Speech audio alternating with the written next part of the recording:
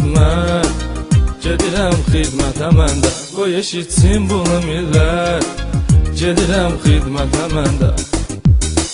Vaxt var idi, uşaq idim, dolanıb keyf eləyirdim. Çalışırdım səhər axşam, qazanıb keyf eləyirdim. Hər gecə məsti xumardım, dadanıb keyf eləyirdim. Və qərar verib nəhayət, gedirəm xidmətə məndə. Və qərar verib nəhayət, gedirəm xidmətə məndə. Kişilik borcudur xidmət, gedirəm xidmətə məndə. Qoy eşitsin bunu millət, gedirəm xidmətə məndə.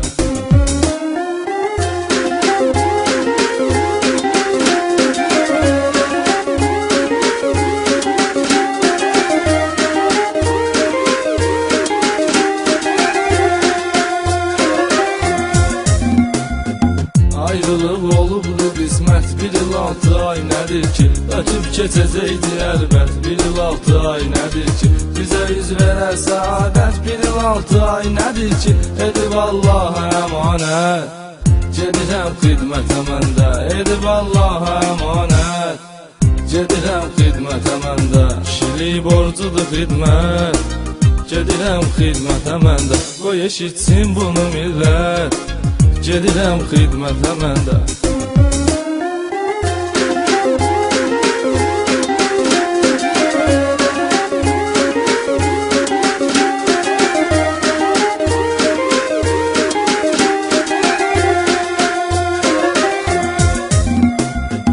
Gözümün yaşı çəkilmir, hər anın qəm kədər oldu. O qədər arzu dilək var, hamı birdən hədər oldu. Bir yara könül vermişəm, o da birdən gedər oldu. Dünyamı eylədi zülmət, gedirəm xidmətə məndə. Dünyamı eylədi zülmət, gedirəm xidmətə məndə. Kişilik borcudur xidmət, gedirəm xidmətə məndə. Qoy eşitsin bunu millət, gedirəm xidmətə məndə.